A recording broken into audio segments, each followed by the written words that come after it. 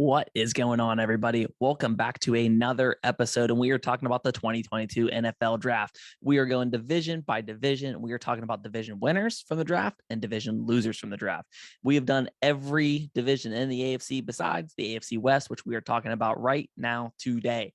So I'm really excited to jump to it, man. I love what some of these teams did, and there's one team where a little bit of a question mark. So before we jump to it, man, I appreciate you guys always supporting the show. We just hit 2,000 subscribers. If you guys can continue to help grind, man, help me grind, get this show up, click like, subscribe, all that fun stuff. If you guys have it, financially, please check out my Patreon, drop a few bucks, man. Any little bit helps so much. So I appreciate it, man. It keeps the ball rolling. I really do appreciate you guys. So let's kind of jump to it, man. When I look at it, I think there's a clear-cut team that I thought won this draft in the AFC West, and it's the Kansas City Chiefs. I know they had a ton of draft picks, but I thought they killed it with those draft picks. They go up in round one, and they get Trent McDuffie. A lot of people were talking about them getting a receiver in round one, but I think they did an exceptional job in round two, and I'll jump to that in a second. But they go and get Trent McDuffie. They got killed on defense last year. They really, at the beginning of the year, they couldn't stop a nosebleed. We saw Buffalo just at will go up and down the field. Gabriel Davis had the game of his life. So I think Trent McDuffie's a guy who you're going to see probably starting week one, or if he's not starting, he's going to see a lot of snaps. So I think that's great. And then they also had a little bit of trouble rushing the passer. Melvin Ingram probably played too big of a role for him last year. And they go out and get a George Karlaftis, the edge from Purdue.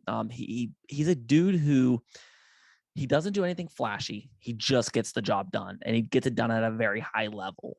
He's not going to hit you with these crazy, spin moves, or he's not going to, annihilate a tackle, run through him, or just run around and not get touched. But he's going to get the job done. It reminds me a lot of a Ryan Kerrigan, who's going to be just an 8, 9, 10 sack a guy for a lot of years. And I think that's what Karlaftis brings. And I think that's exactly what KC needs. Somebody to go along with the Chris Jones. Their next pick in the second round, I absolutely love the pick of Sky Moore. Sky Moore was one of my favorite players in this year's draft. I'm actually really surprised Pittsburgh passed on him to get George Pickens, but I think Sky Moore is going to just kill it for KC. He's not a burner. He doesn't do anything at a super elite level. He's just a very, very, very solid receiver. I honestly, I'm not a huge Juju guy. I think he's a fantastic run blocker. But as far as separation, he doesn't have it. I think Sky Moore is really going to eat into Juju's production because I think they can do similar things. I just think Sky Moore is probably going to be able to do it a little bit better and a little bit more efficiently. We could see him end up with, I don't know. We could see him probably second or third on the team in receptions his rookie year. And there's a lot of talented guys on that team. So I really expect a lot from Sky Moore. They get a Brian Cook, the safety from Cincinnati, who's a guy who can play on that back end, maybe eat that Tyrann Mathieu role, which isn't an easy role to cover up. But I think he's a guy who can, help alleviate some of that pressure. They also go out in the third round and they get Aaliyah Chanel, who just tested ridiculous. He's one of the greatest testing linebackers of all time. This dude just killed it in the combine. Now, his tape doesn't show what he tested, but to me, that's coaching, and Andy Reid can coach him up. And I think he's a guy who, playing with Nick Bolton, playing on that defense, can really fly around, make some plays, especially if it gets into where my team becomes one-dimensional because that KC offense starts to roll. I think you can see Leo Chanel do some really, really good things. And they also get a Joshua Williams, which is a corner. Again, they really attack that defense. You look at their picks, and they went all defense besides Sky Moore, who I absolutely love. So I love what Kansas City did in this year's draft with their picks. A team that didn't have as many picks, who I really like their draft, especially their top 3 picks I really liked, was the Denver Broncos. So they go on their first pick, which is in the second round, the last pick in the second round. They get Nick Bonito, the edge from Oklahoma. And this dude, him and Jermaine Johnson are two of the most natural pass rushers I saw in this year's draft. This dude just gets it done, man. He gets how to do it. Again, he's a little bit more athletic than a George Karlaftis, but he's very smooth, very, very smooth, very productive at Oklahoma. Had some games where he was a little bit quiet and you didn't see a whole lot from him. But he had some games where you're like, this guy's a first rounder. So I think that was a great a great grab to play opposite of Chubb. They go out in the third round and they get their Noah Fant replacement and Greg Delache, I think that's how you say it. He kind of plays that like Noah Fant was a better blocker, but he's going to be a guy who can just kind of Mike Gesicki, as I think who Louis Riddick said on the draft, which kind of makes sense. If he's in line blocking, I mean, he might actually block, but it's not going to be like super effective. He's just kind of hoping to get in your way. But he was really fun as a receiver at UCLA. I think he can do a lot of stuff very, very well. And, blocking, I think, is more of an effort thing than a skill thing. I think it does kind of like, it's like rebounding in basketball. Dennis Rodman was extremely skilled at rebounding, but it's also, he had a high level of effort. And I think he can learn to be a better blocker, but he already has the hard part done. That's not as natural for receiving. They go on their fourth round pick and they get Damari Mathis, the corner from Pittsburgh. Seeing a lot of him. He's a guy who, again, we look at Roger McQuarrie is probably a good example. Doesn't have that upside athletic ability. We saw McQuarrie go early in the second round, but a guy who kind of gets it done. And I think that's what Mathis can do at corner for Denver, and kind of he can kind of play a little bit of be a role player this year in the secondary, can help on special teams. But down the road, I think he could be a pretty solid starter on this team. And so I do like what Denver did with limited draft capital. The third team, it was tough because I could have had him second, was the Los Angeles Chargers. So I really like the pick of Zion Johnson. He's a bully, man. He can get downhill. He's going to help protect the franchise and Herbert. So I love the pick, man. Their offensive line needed a little bit of a pick me up. And I think Zion Johnson can be that guy for them. I think if the Chargers had it their way, Jordan Davis would be a Los Angeles Charger, but he was taken before. So I do love that pick, how to bounce back. They didn't have a second round pick, but they got and get JT Woods, safety from Baylor.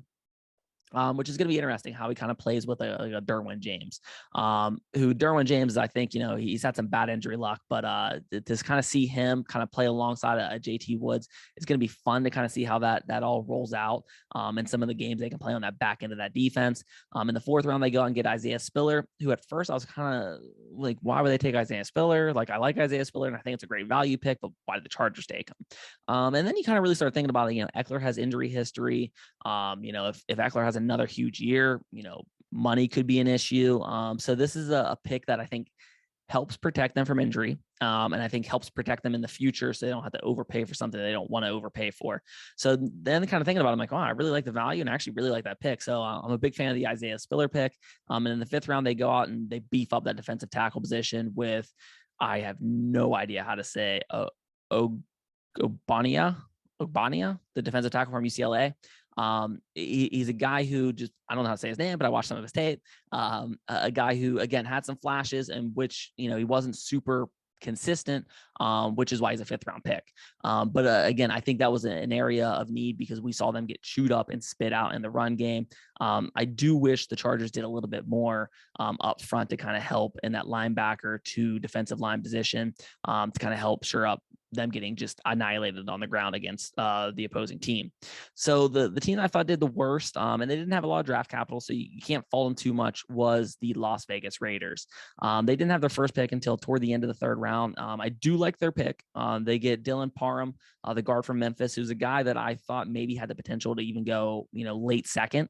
I thought he was a really productive guy at Memphis. Just Memphis doesn't get a whole lot of airtime. They don't play a super tough schedule, but I think this guy has the skills to get it done. Little bit of a question mark. They got in the fourth round. They probably have some bigger needs, but they get Zeus White from Georgia. Maybe it makes a little bit more sense because they denied the Josh Jacobs 5th-year option. So maybe they're thinking this guy plays a little bit of a spell back position. And then next year it's, maybe he's a featured back or, a 1-2 punch. That's to kind of be seen. I just thought that with their team build, the fact they went out and got a Devontae Adams, I thought they would do something kind of help the team more immediately. But it is a smart move if they know what they have and they know that they're not even going to try to get Josh Jacobs, or they don't think Josh Jacobs is going to be interested in coming back. They go in the fourth round. They get Neil Farrell, the defensive tackle from LSU, who's a guy who's really, really skilled. A guy who can get the job done. I think he's going to help do a lot of things on the interior for that Raiders team. When we look at how they just abuse people on the outsides, I think getting a presence on the inside to, for the run and to rush the passer. I think Neil Farrell can get that job done.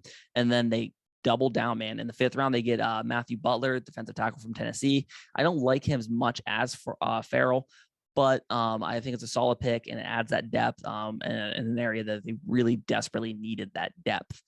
So, when I look at it, I don't think the Raiders did a horrible job by any means in the draft.